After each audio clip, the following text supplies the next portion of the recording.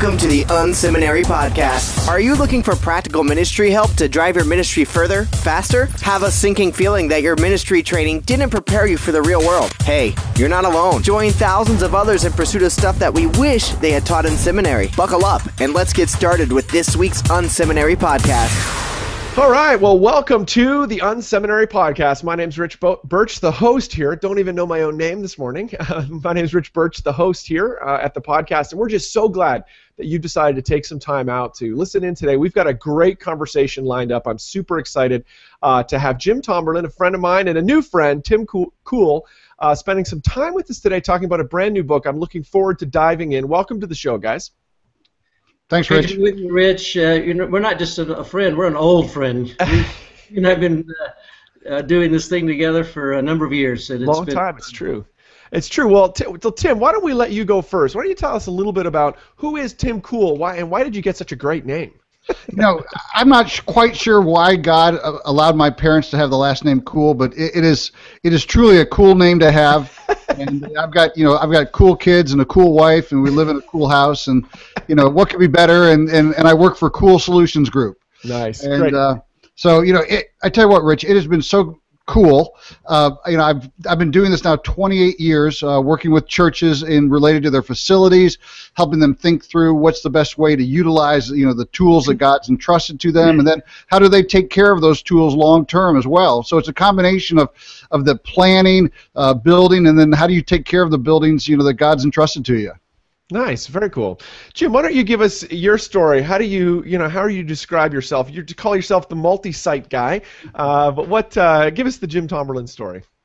Well, Rich, basically my journey as the Multisite guy began as a pastor. I was a pastor for nearly 30 years, 3 decades, and had the privilege of being one of the early pioneers in the whole Multisite church movement. That's what got me invited to leave my wonderful church in Colorado Springs, Woodman Valley Chapel, to where my journey with Multisite Church started, to come to Chicago to develop the model there at Willow Creek, and 5 years later, 4 campuses later, and at the front end of that whole movement, I found myself being sought out to help churches. How do you do this multi-site thing? Mm-hmm. So for the last 10 years, I went full-time as a consultant 10 years ago, and relocated to a nice warm place in Phoenix, Arizona, Scottsdale, and have been working and serving the church around the country and beyond for the last 10 years in helping churches discern, is multi-site right for us, and if it is, how do you do it?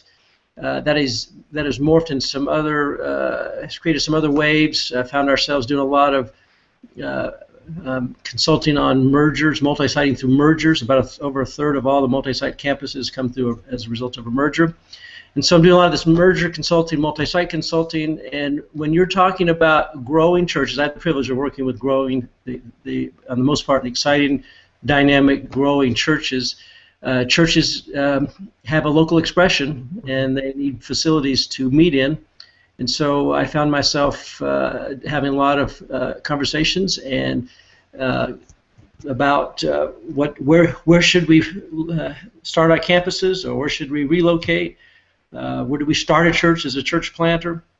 And that's a facility issues. And as we've talked about in our book, probably the most expensive decision church leaders will ever make in their ministry is related to buildings and facilities.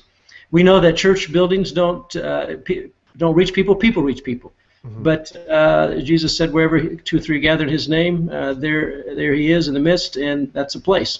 And so there is a real physical place, and so church locality is all about facilities and location, and so we try to answer where's the best place to meet, what's the guidelines on what kind of facilities, etc.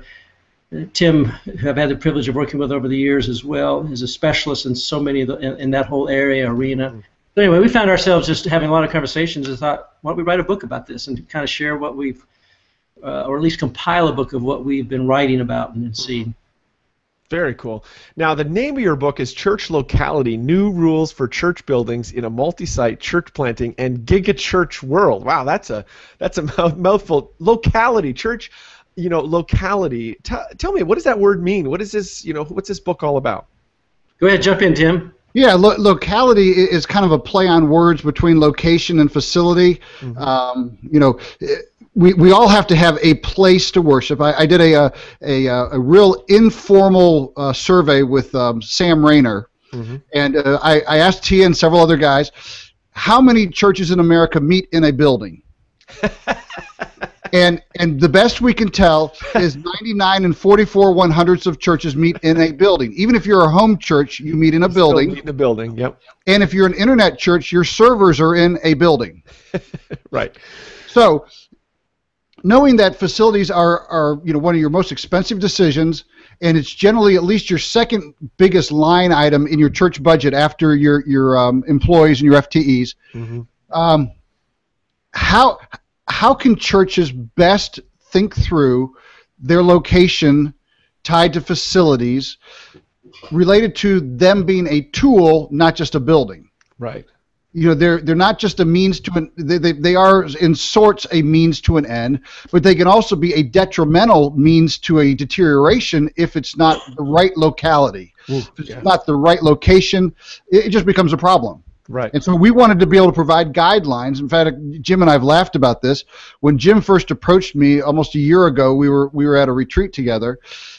This started off to be a white paper that turned into an ebook. Right. That then turned into a full-fledged book. Right. And because there's just so much information that's not available to whether you're a church planter, multi-site, or even if you're just a single-location church looking to move out of a school for the first time.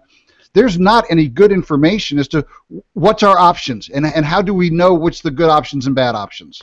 Absolutely, and I feel like I spend a significant portion of our time, my time specifically, on building stuff. We're multi-site, and we've got building issues all across the board, basically at all our campuses. So this book is of huge interest. Actually, we bought it. It's one of those things we've been reading as a leadership team. So what are some misconceptions about church buildings, Jim? What are some things that might be floating out there that people are like, they're maybe held truths that aren't really true? What are some misconceptions? Well, before I jump into that, I wanted to also say, our book, it really is a compilation of a number of blog postings and specific focused writings, articles about things related to facilities. But Tim and I were the biggest contributor to the book, but the third largest contributor was you. Yeah, exactly. It was Rich Birch. Several of our chapters are from you. Hey, I got my free book out of it, so that's good. So, anyway, and we appreciate that. And so it's great. Happy to help. Some of the misconceptions. What really thing that stimulated my thinking a couple years ago about this. A book that I read that just had a profound impact upon me was Ken Follett's book. 6 Pillars. What was that? The Pillars book. Yeah, but that's think of it a minute. Just think of it. But it's a novel all about the writing, the building, a historical novel all about building Pillars of the Earth. That's the name of the book, Pillars of the Earth, about the building of a cathedral in the Middle Ages.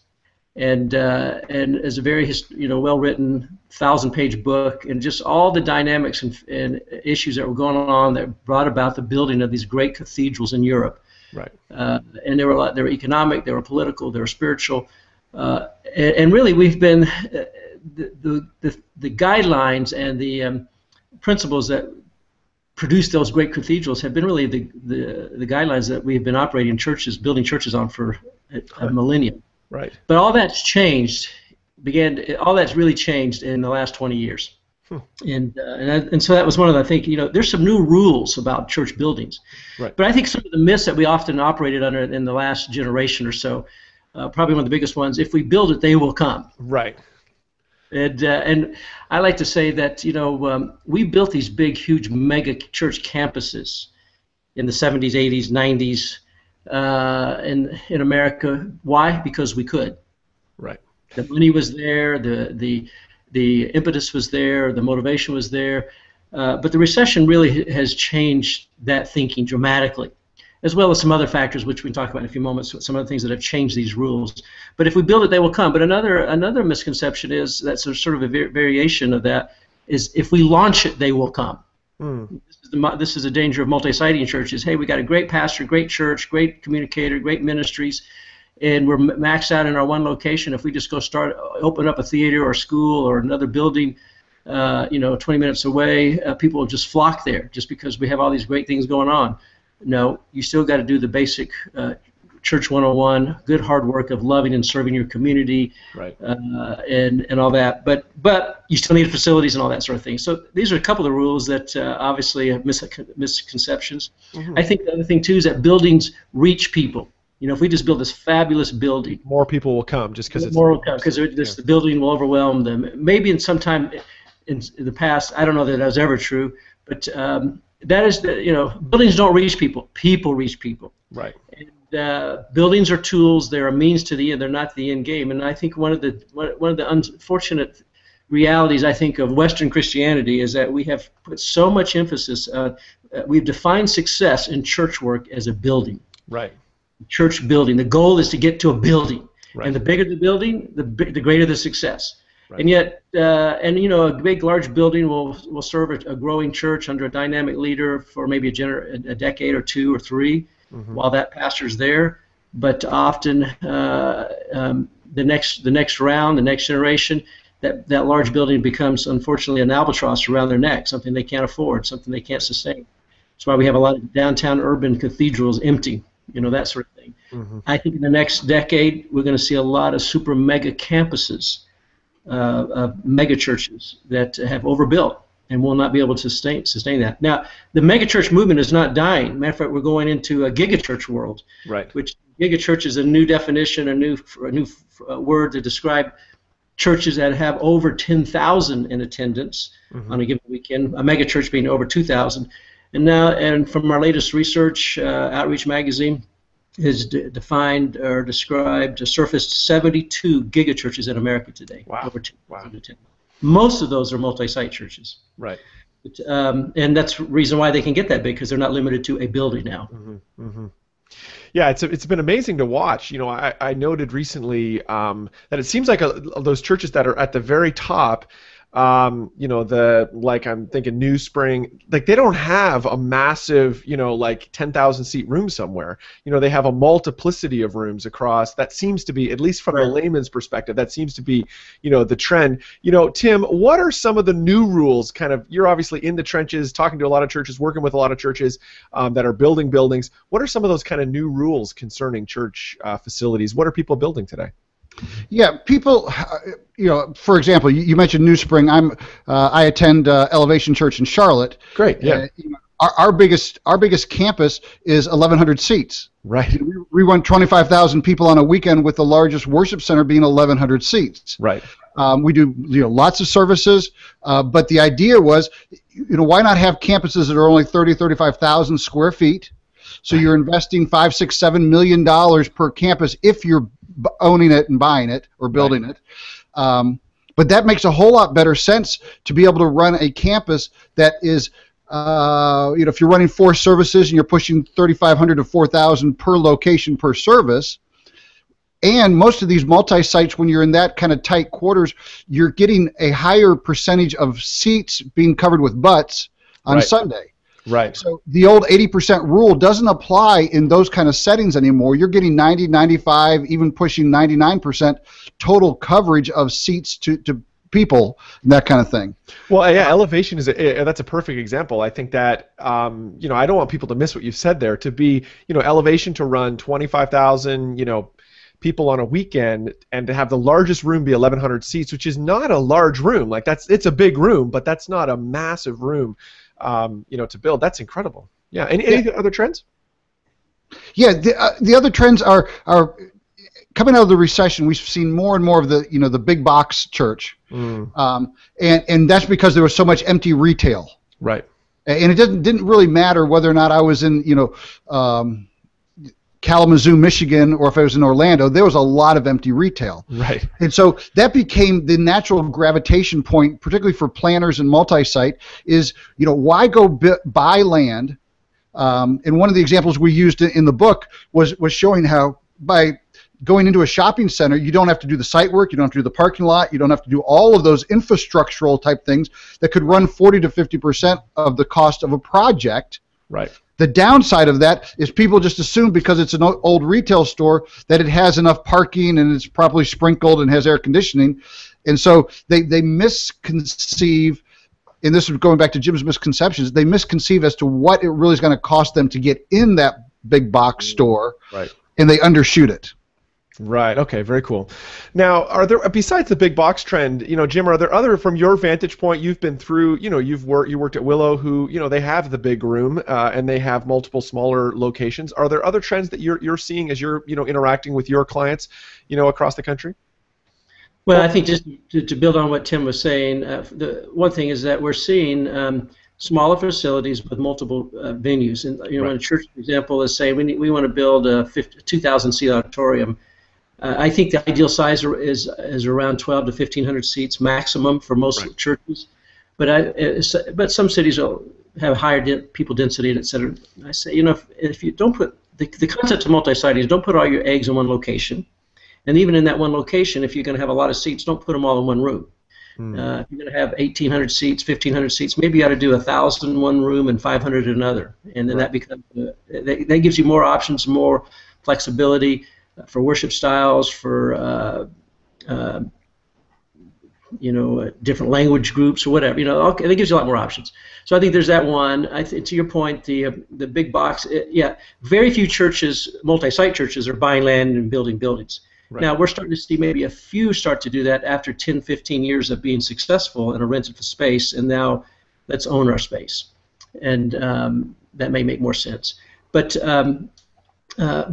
we're seeing all kinds of usage of all different kinds of facilities. The recession did produce a lot of empty space, and I love the idea of that we're not, the work of the church is not only about redeeming lives, that's what we're about, but we're actually redeeming space. Yeah, absolutely. Reclaimed space and blighted areas where there are people that need a church. This has been a great boom for local churches to be able to extend themselves into these difficult, challenging, under-resourced areas because they're not on their own. They're part of a larger church that's resourcing them and that sort of thing, getting them beyond survival. But we do, the primary location still 50% of our multi-site campuses start in a school. That's starting to change a little bit because now, as the economy is getting better, schools are less. They were desperate 10 years ago, needing the money, But clearly the trends are smaller facilities. Right. We don't need to build 3,000, 5,000 seat auditoriums. That day is over, in my opinion. Yeah, let me kind of jump in on one of the things that Jim talked about, the multi-venue on the same campus. Jim and I were both consulting a church in Virginia Beach that said they needed another 200 to 300 seats in their worship center, but they also need about a 200-seat youth facility. Well, tell you what, instead of building a bigger box that's going to sit empty 5 to 6 days a week, why don't you build a 300-seat youth facility that's oversized for youth, but it becomes your second venue on campus because the youth don't meet on Sunday morning. Absolutely. And so that's one of the trends I think that Jim and I are both seeing more of is, you need a larger space for worship, but you're not going to build a bigger room. Right. Another trend along that same line, and it's related, all these things are so related, Rich. Increasingly newer churches for sure, and a lot of the older churches are moving this direction. They're moving the youth ministry off of Sunday morning. Right. At least the high school age group. And many in the middle school because they're for two reasons. One is that we feel like we've done a disservice to the young generation by segregating them from the rest of the church. And so when they graduate from high school, they tend to they don't come back to church because their church doesn't exist anymore. Right. But and so there's a move clearly to let's worship together, serve together as families, at least from junior high up. And then they have their own youth group or whatever on Wednesday night, Sunday night, or another night of the week. And so that student room becomes a video venue. On a Sunday morning, which gives them more seats and without any more additional cost. So that's a trend that we're seeing as well. That's related to facility usage. And see, these are the kinds of things that are trained. Back in the day when I was a pastor, we intentionally built really strong youth programs on Sunday morning to complement the adult services. Now, another trend that's affecting church attendance and facilities is that today, back in the day, 50 years ago, 100 years ago, it was a cultural norm. Everybody went to church, and we all went and expected it. It was almost like if you don't go to church, what's wrong with you? Today, it's you go to church, what's wrong with you? You're weird. But when people do come to church, the people we're trying to reach, they're not coming like we used to all morning, Sunday morning, 9 to noon. We all go to Sunday school, then we all go to worship, That didn't happen anymore. They come Right. for one service. They're going to come at that 11 o'clock, and they're going to stumble in late to that. And so you got one shot to reach those people. That later hour, 10 to 11 o'clock hour frame, is the ideal time for the unchurched people, and so you want to be ready for them. But if we're segregating the youth, and if the youth have their own service, then we're not being together. So there's that trend there of acknowledging we have our attendance, our crowd, our target is not coming to spend all Sunday morning, and they're not going to come at 9 o'clock or Saturday night, but you can get your core members to go there to create space at 11. Very cool. Yeah, Kara Powell from Fuller wrote an incredible book called Sticky Faith that if you haven't looked into that, it explores this exact issue around young people particularly, and how do we pass the message on to the next generation. They did this great study where, to summarize it, and I'm going to butcher it, but to summarize it, they looked at young people that were still connected to their church after college or after that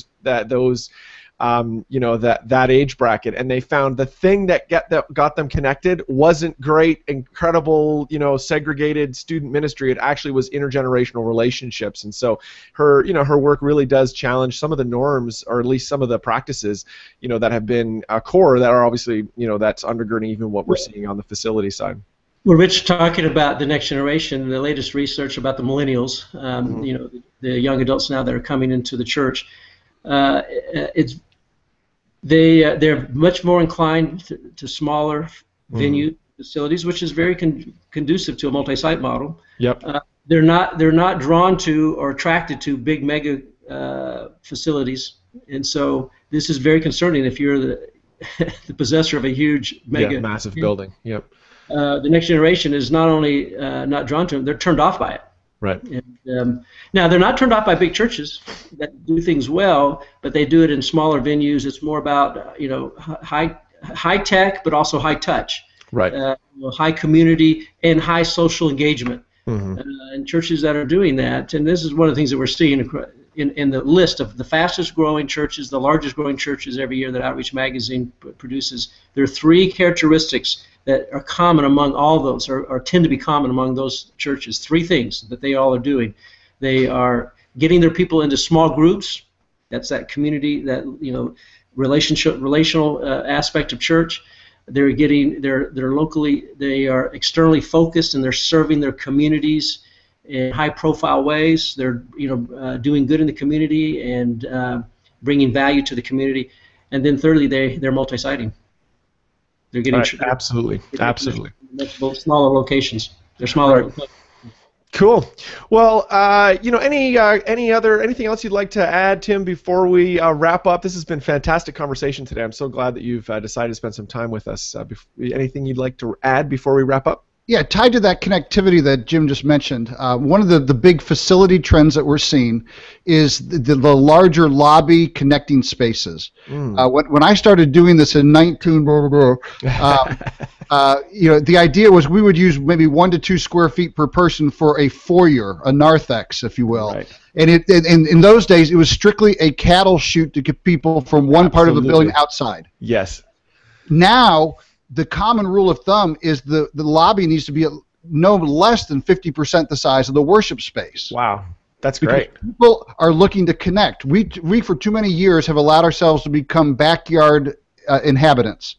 We pull in our garage at night, we put the fences up, and we go live in our backyard, and we don't communicate with each other. The millennials particularly are looking for connection to each other, and I think even people in Jim and I's age group, and you're obviously not there yet, Rich, but eventually you will be. Yes. We're looking for connectivity because we've lost it over the years. Right.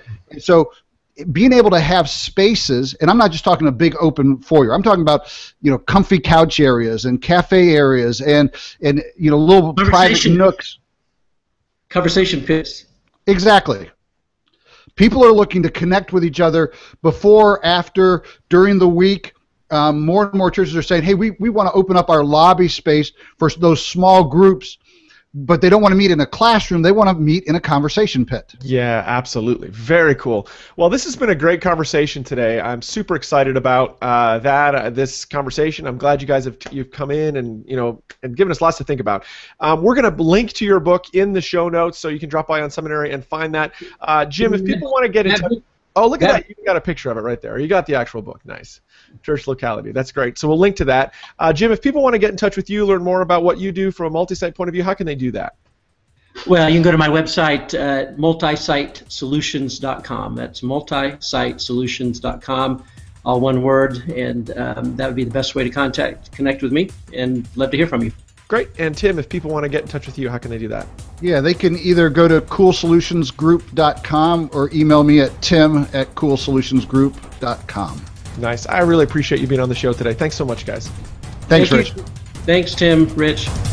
Thank you for tuning in to this week's Unseminary podcast. Don't be shy. We'd love to connect. Check out Unseminary Inbox. You can sign up at unseminary.com, and we'll send you helpful training resources every week. Plus, you'll gain immediate access to our exclusive members area with tons of resources you can use. Connect with Rich on Twitter at Rich Birch or through email, rich@unseminary.com. Don't forget to check out the show notes for this episode at unseminary.com. It includes links to what we talked about today and more. Leave a comment. We'd love to hear from you. Did you enjoy today's episode? Drop by iTunes and leave a review. Thanks again for tuning in to this week's Unseminary podcast. Join us next week when we'll learn more stuff we wish they taught in seminary.